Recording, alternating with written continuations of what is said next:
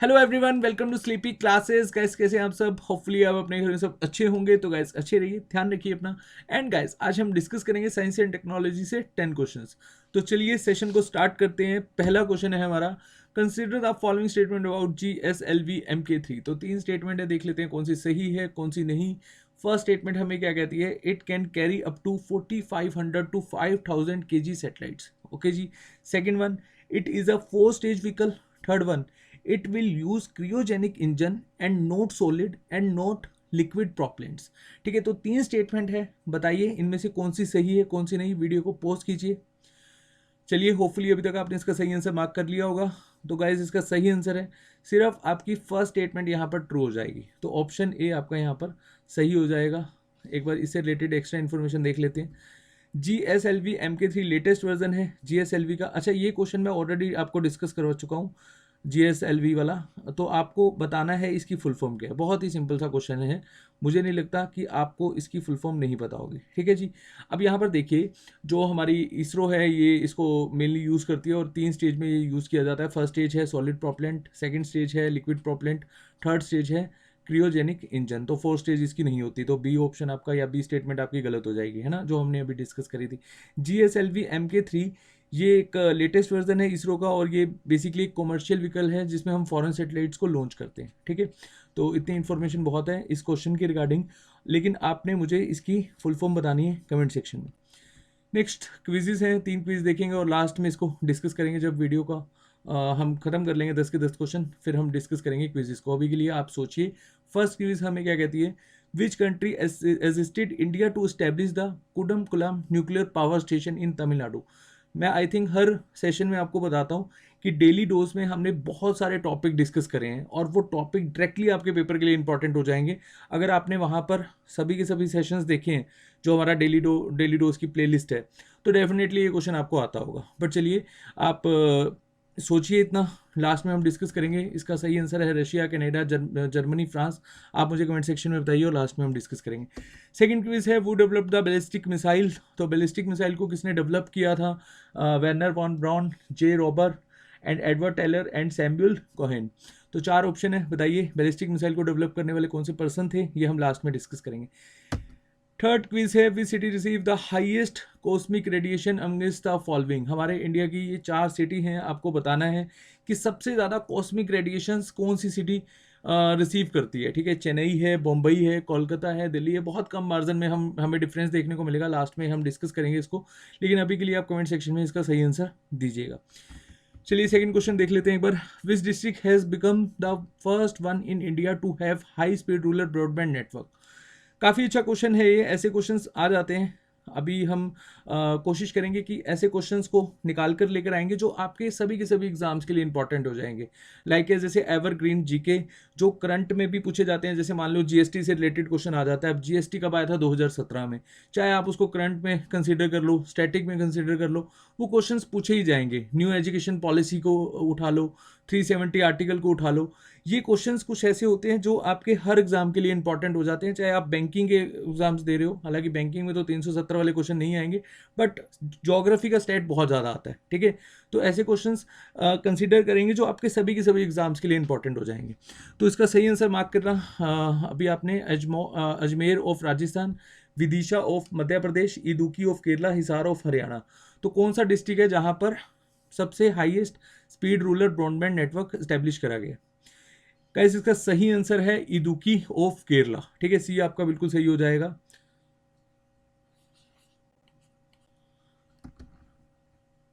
यहां पर इसकी एक्स्ट्रा इन्फॉर्मेशन है, देख लेना। ठीक है जी।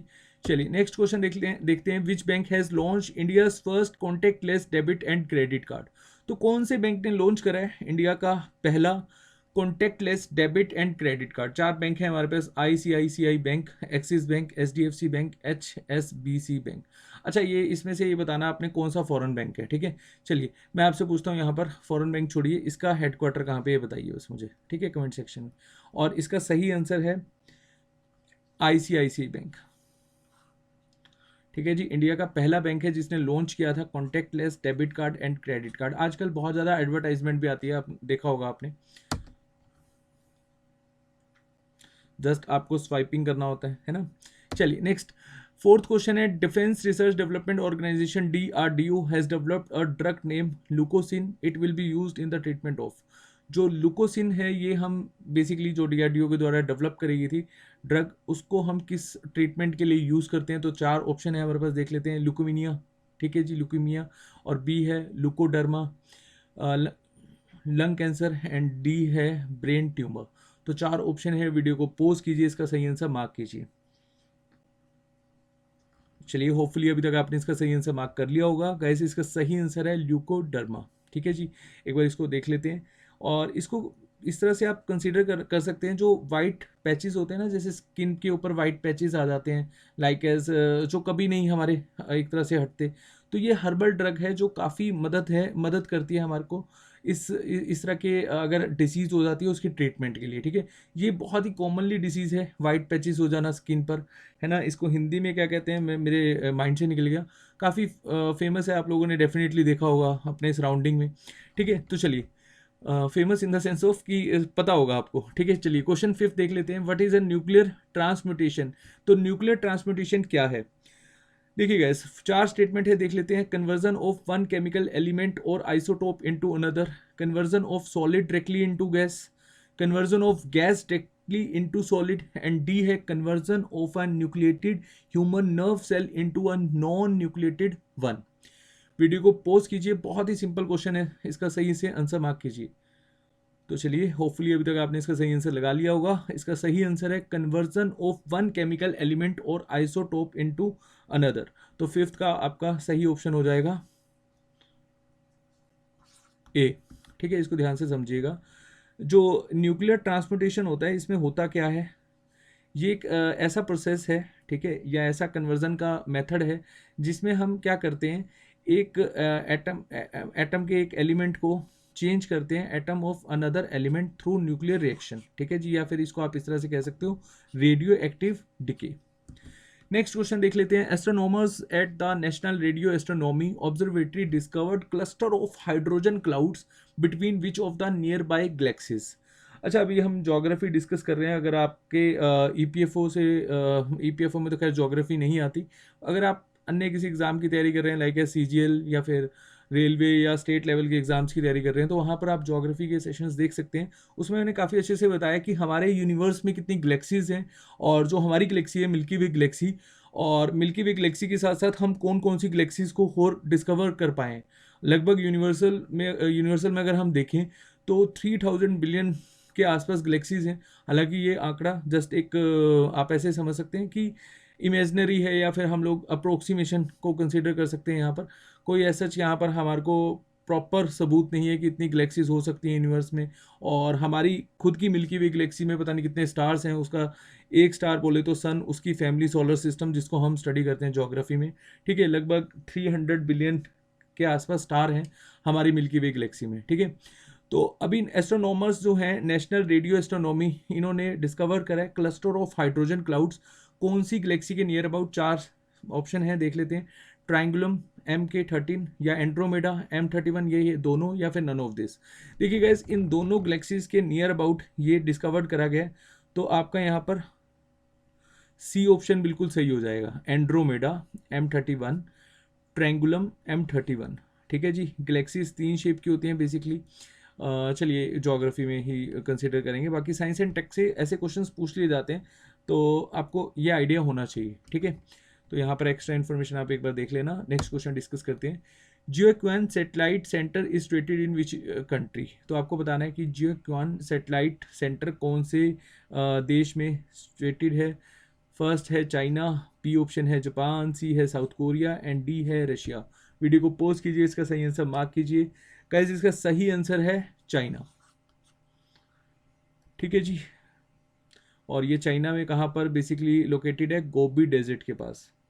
गोबी desert about 1600 kilometre from Beijing, ठीक है जी। बाकी आपने सिर्फ ये याद रखना है, समटाइम्स ऐसे टेक्निकल क्वेश्चन भी पूछ लिया जाएगा कि चाइना में कहाँ पर ये लोकेटेड है, गोबी डेजर्ट पर।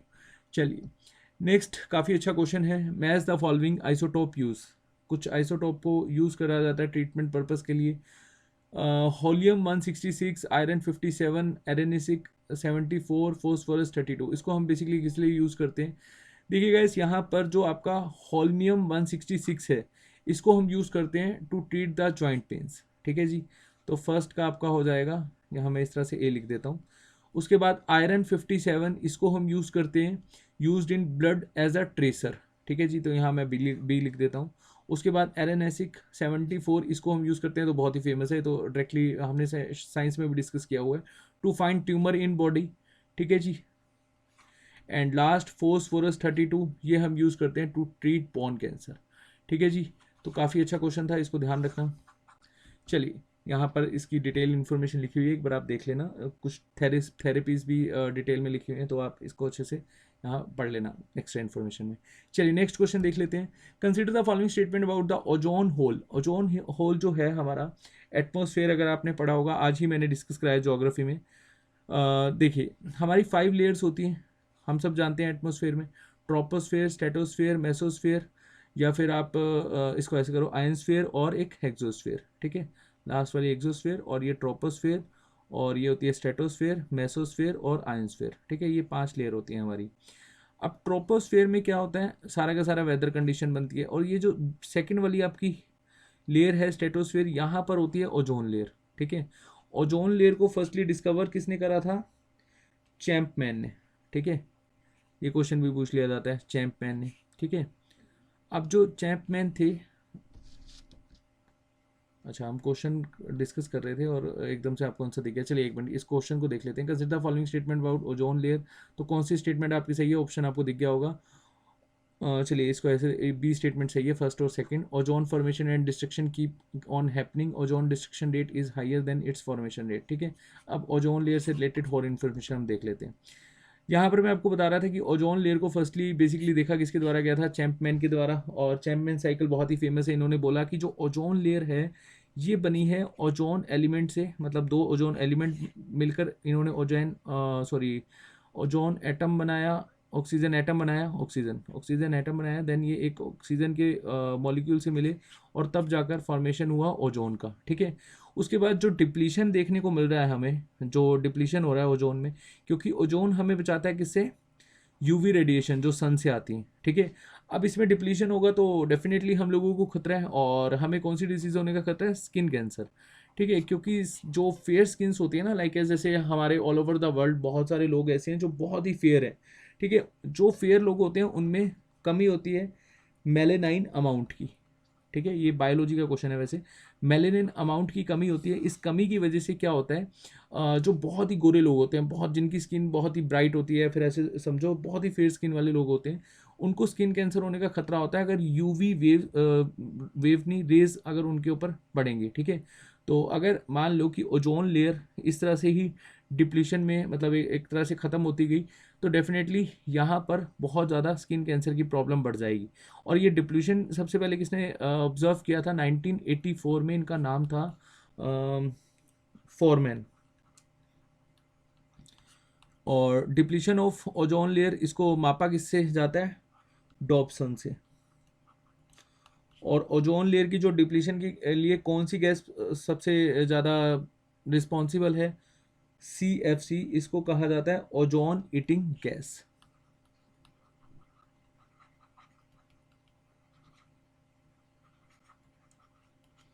और ये देखा कहाँ गया था फॉरमैन के द्वारा? अंटार्कटिका कॉन्टिनेंट में, ठीक है जी। बाकी इस क्वेश्चन के अकॉर्डिंग एक बार इसको देख लेना अच्छे से, ठीक है। नेक्स्ट क्वेश्चन देख लेते हैं।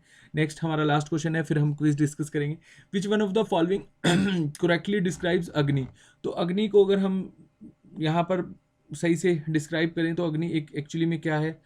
क्या ये एक फाइटर प्लेन है? क्या ये एक वेरेस्टाइल टैंक है? लॉन्ग रेंज मिसाइल है? या फिर लॉन्ग रेंज गन है? वीडियो को पॉज कीजिए और इसका सही से आंसर मार्क कीजिए। बहुत ही सिंपल क्वेश्चन है, डेफिनेटली आप सबको आता होगा। चलिए, होपफुली अभी तक आपने इसका सही आंसर मार्क किया होगा। इसका सही आंसर है लॉन्ग रेंज मिसाइल, ठीक है जी। अग्नि क्या है? Long range missile. अग्नि 1, अग्नि 2 डेफिनेटली आपने सुना होगा। अग्नि 3, अग्नि 4, इन सबको डेवलप किया गया है DRDO के द्वारा। ये एक लॉन्ग रेंज मिसाइल है, ठीक है जी। और एक तरह की बैलिस्टिक मिसाइल है, ठीक है। अच्छा चलिए, एक क्वेश्चन मैं आप लोगों से पूछता हूँ। बैलिस्टिक मिसाइल क्या होती है और क्रूज मिसाइल क्या होती है, ठीक है। ये मुझे बताना, मतलब ये किस तरह से टारगेट को हिट करती है। मान लो कि ये एक टारगेट है, यहाँ से आपने ये मिसाइल को छोड़ा और यहाँ पे मान लो बी टारगेट है, डायरेक्टली हिट करेगी या पहले स्पेस में जाएगी देन हिट करेगी, किस तरह से मतलब हिट करती है टारगेट को, बैलिस्टिक और क्रूज मिसाइल, ये आप मुझे कमेंट सेक्शन में बताइएगा, ठीक है। अगर आप खुद से क्वेश्चन को सर्च करोगे डेफिनेटली आपको आइडिया होगा, ठीक है। चलिए क्विज एक बार देख लेते हैं, यही हमारी फर्स्ट क्विज थी। Which country assisted India to establish the कुलम nuclear power station in Tamil Nadu. बहुत ही सिंपल क्वेश्चन है, ये हमारी हेल्प करी थी रशिया ने, ठीक है जी। नेक्स्ट, वो develop the ballistic missile, ballistic missile को डेवलप करने वाले पर्सन का नाम क्या था, वैनहेन वॉन ब्राउन। ये ऑप्शन यहाँ पर बिल्कुल सही हो जाएगा। और कब करी थी ये इन्होंने, वर्ल्ड वार सेकेंड की ड्यूरेशन में, ठीक है। चलिए, फादर ऑफ रॉकेट साइंस इनको कहा जाता है। थर्ड एंड लास्ट क्विज का देख लेते हैं एक बार। Which city receive the highest cosmic radiation amongst the following. तो हाईएस्ट कॉस्मिक रेडिएशन रिसीव करता है दिल्ली, ठीक है जी। आजकल कोरोना वायरस की चपेट में, अच्छा गाइस कोरोना वायरस का प्रकोप बहुत ज़्यादा चल रहा है और मई में ऐसा कहा जा रहा है पीक आएगा, तो आप लोग घर से बाहर उतना ही निकलिए जितना आप लोगों को ज़रूरत है, बहुत ज़रूरी काम है तभी बाहर जाइए, ठीक है। अपना ध्यान रखिए। थर्ड क्वेश्चन में यहाँ पर हम थोड़ा सा डिटेल में इसको डिस्कस करेंगे, ये काफ़ी अच्छा क्वेश्चन है इसको, ठीक है। तो सबसे ज़्यादा रिसीव करती है दिल्ली 0.8, उसके बाद 0.7 चेन्नई, देन कोलकाता 0.8, ये रिस्पेक्टिवली है, एक बार देख लेना। 0.4 मुंबई, कोलकाता 0.81 है, यहाँ पर 82 है दिल्ली, ठीक है जी। कोलकाता है 0.79, तो सबसे ज़्यादा रिसीव करती है दिल्ली, ठीक है जी। चलिए, तो ये थी हमारी 3 क्विज़ एंड 10 क्वेश्चंस, और जो क्वेश्चंस मैंने आप लोगों से पूछे हैं, ठीक है, वो आप मुझे कमेंट सेक्शन में बताइएगा। होपफुली ये सेशन में आपको बहुत कुछ सीखने को मिलेगा। अगर आपको कोई भी डाउट होता है देन आप कमेंट सेक्शन में पोस्ट कर सकते हैं। थैंक यू सो मच, अपना ध्यान रखिए। चलिए।